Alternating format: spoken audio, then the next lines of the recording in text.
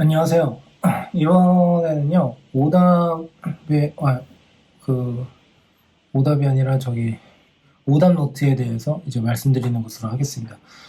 제가 수업을 하고서 다시 또 찍는 거라서 목소리가 많이 가라앉아 있는데요. 양해 부탁드립니다.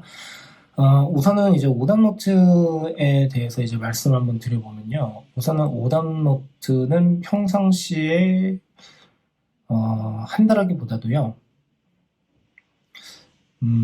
몰아서 한다? 예, 이런 개념이 더 중요하다라고 생각이 듭니다. 이유는 뭐냐면요.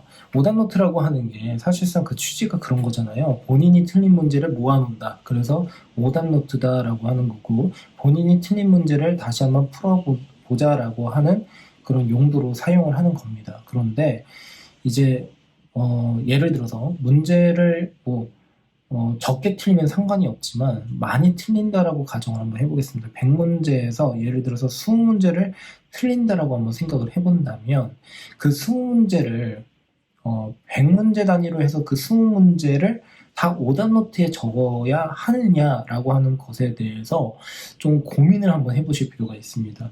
그러니까 나름대로 오답노트라고 하면은 뭐 잘라서 붙일 수도 있고 그리고 또 직접 써서 이제 기록으로 남길 수도 있는데 제 생각에는 20문제 정도를 20문제를 오답노트에 적는다라고 하게 되면 시간이 좀 아깝다라는 생각을 많이 합니다.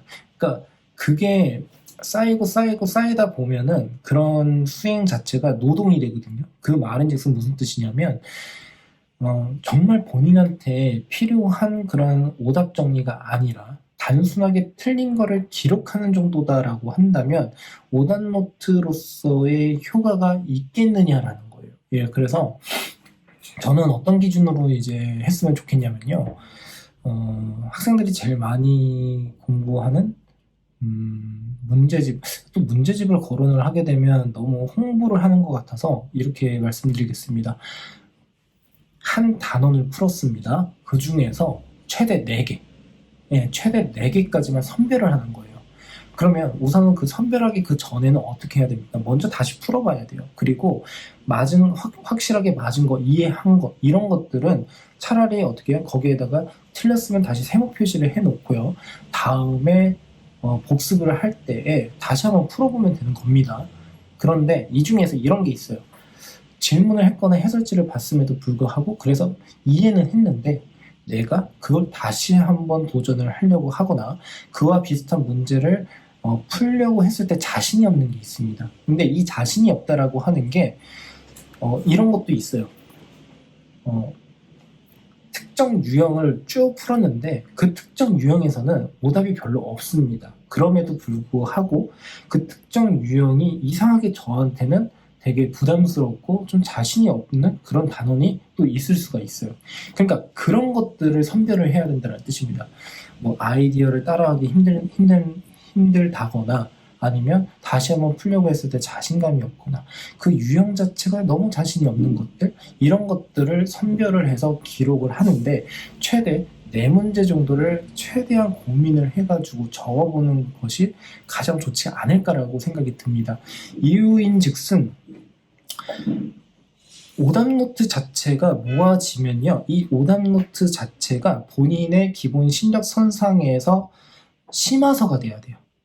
그래야지 그걸 다시 보더라도 그만큼의 효과가 발휘가 된다라는 건데, 단순하게 틀린 것만 다 모아놔 버리면 이거는 그냥 수집인 거죠. 예, 그래서 조금 더 이제 유용하게 쓰려면 그리고 효율적으로 쓰려면 평상시에 오답노트를 쓰는 게 아니라 한 일주일 정도의 간격 그리고 한 단원이 끝났다라고 하는 그 시점에 그게 꼭 일주일일 필요는 없고요.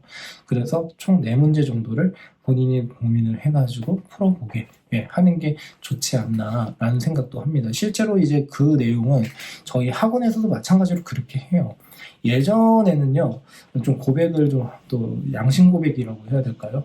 옛날에는 그 학원이라고 하는 게 약간 보여주기식 사업도 많아요. 그러니까 무슨 뜻이냐면 실질적으로 학부모님께서 수강료를 납부를 하시는 거면 학부모님이 만족스러워 하게끔 하는 게 되게 좋은 전략일 수가 있겠죠.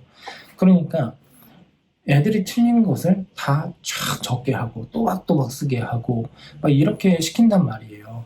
그런데 그렇게 하게 되면 진도를 빨리 나가기도 힘들고, 그리고 차라리 그때 좀 복습을 해서 다시 한번 풀게 하는 게 더 효율적인 경우가 되게 많습니다.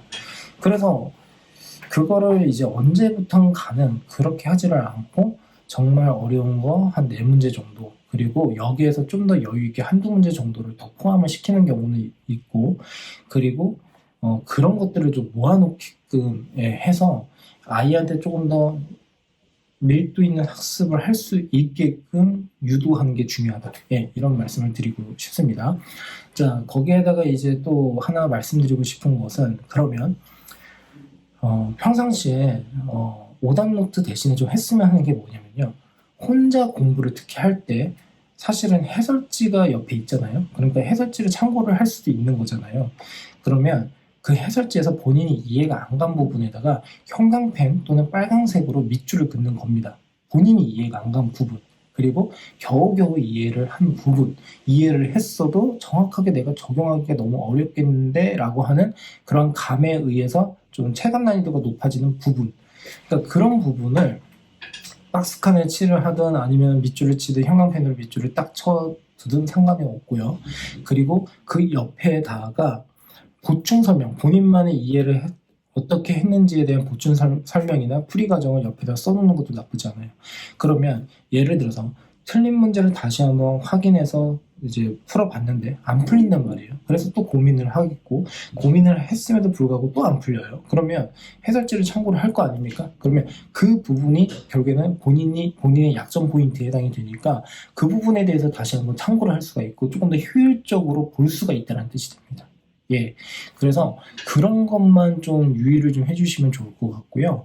그래서 오답노트는 틀린 문제를 모아놓는 게 아니라 틀린 문제 중에서 본인이 자신 없는 부분을 기록한다라는 쪽으로 가고, 오답노트가 모이면 그게 본인의 심화서가 될 수 있다라는 개념으로 가시면 도움이 많이 되시지 않을까 싶습니다. 감사합니다.